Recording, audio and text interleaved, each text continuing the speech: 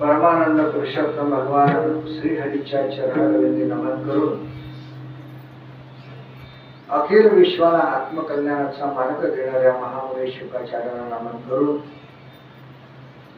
आजच्या या पवित्र अशा प्रकारच्या पर्वामध्ये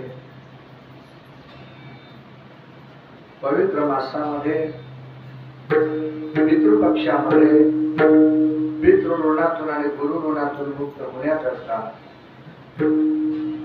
आपल्या पूर्वजांचाही उद्धार या साधनेने होतो त्या श्रीमद भागवत कथेचं रसपान आपण सद्गुरूंच्या सानिध्यामध्ये भगवान श्री पांडुरंग परमात्म्याच्या अधिष्ठानाच्या ठिकाणी पवित्र जीवन जगण्याकरता कृतार्थ होण्याकरता आपल्या जीवनातल्या दुःखाची निवृत्ती होऊन परमानंद सुख प्राप्त करून घेण्याकरता आज हरिजागरणाचा दिवस आहे, एकादशीचा पवित्र दिन आणि अशा या पवित्र दिनी आणि भगवंताचं स्मरण चिंतन करण्याकरता आज आपण या कथेचं चिंतन करतो। गोपाल कृष्ण भगवान की जय।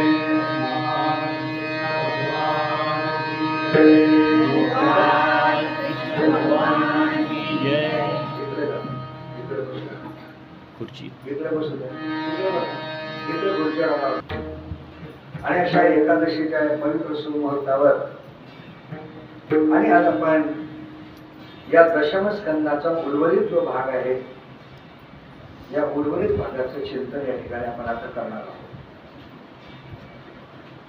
आपण पाहिलं की जीवन जगत असताना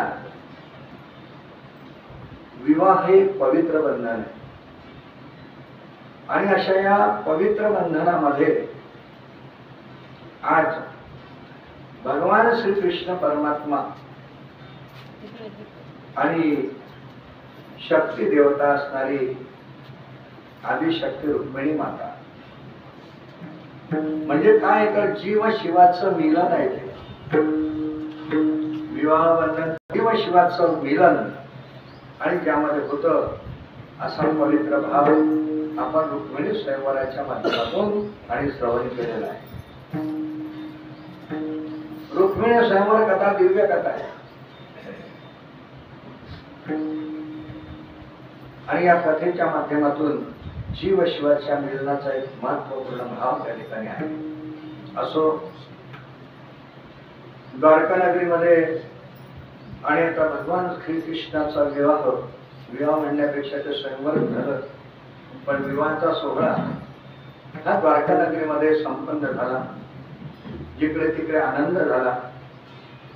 आणि आता कथेमध्ये काही वेळ लागत नाही, म्हणून शुकाचार्य म्हणतात, राजा परीक्षिता, आता या कृष्णापासून रुक्मिणीच्या उदरी आणि प्रद्युम्नाचा जन्म झाला. म्हणजे आपण आता लगेच पुढे आलो ना, कथेमध्ये काही वेळ लागत नाही. प्रद्युम्नाचा जन्म झाला. आता शंकरानं मदनाला दंड केलं आणि तेव्हापासून देह प्राप्ती करता वसुदेवाचा आश्रय करून तो राहिला. कृष्ण हा वासुदेवाचा होता आणि त्याला मदनाचा देह प्राप्त झाला. पुढे त्याला प्रद्युम्न नाव मिळालं आणि रुक्मिणीच्या उदरी पुढे कामदेवाचा जन्म झाला. आता ही गोष्ट ज्यावेळेला नारदाला समजते आणि नारदानं ही गोष्ट 100 सोडायला सांगितली आणि त्याच्या मनामध्ये भीती निर्माण झाली, कारण त्याला माहिती होतं कामदेवापासून आपला मृत्यू आहे. कारण तो दुष्ट राक्षस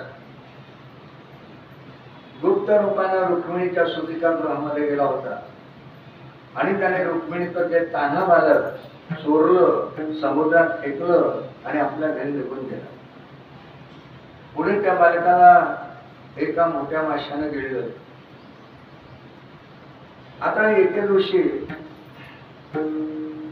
तो मत्स्य कित्येक कोळी समुद्रामध्ये आणि मासे पकडत असताना त्यांच्या जाळ्यात सापडला. आता त्या मत्स्याचं तेज पाहिलं आणि त्या कोळ्यांनी विचार केला की असा विलक्षण तेजवान हा मासा आहे, आपण आपल्या राजाला दिला पाहिजे. आणि म्हणून त्यांनी त्या 100 सुराला भेट दिली. त्या दैत्याच्या कारभाऱ्यांनी काय केलं की आपण याला काय करायचं, तर त्याने तो मत्स्य स्वयंपाक करणाऱ्या आईच्या स्वाधीन केला. त्या स्वयंपाक करणाऱ्यानं तो चिरला मासा, तर त्याच्यामध्ये सुंदर अशा प्रकारचं बालक जन्माला, म्हणजे बालक होतं त्याच्यामध्ये. त्यांनी काय केलं तर त्यांनी ते बालक ते मायावतीच्या स्वाधीन केलं. 100 सुरांकडे ही मायावती पाकनिष्पत्तीचं कार्य करत होती. आता मायावती जी आहे ना, ही कामदेवाची रती नावाची स्त्री होती आणि कामदेवाच्या हातून 100 सुराचा वध होणार हे तिला माहिती होतं. आणि म्हणून तिनं या संबंधाने शंका निर्माण झाली की आता नेमकं काय करावं. तेवढ्यामध्ये नारद आले आणि नारदांनी तिला सांगितलं की हा कामदेवच आहे. कामदेवाची चिन्ह अंगावरची त्या रतीला दाखवली. हे बालक कसं चोरून नेलं ते सर्व सांगितलं. आता जसा जसा तो कृष्णपुत्र कामदेव मोठा होऊ लागला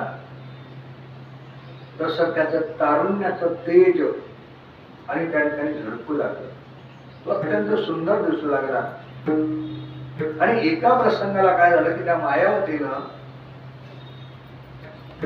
आणि त्याच्यावर सलज्ज दृष्टी टाकली, नेत्र कटाक्ष टाकला. ते टाकलं परत परत त्याला सारखी पाहत होते.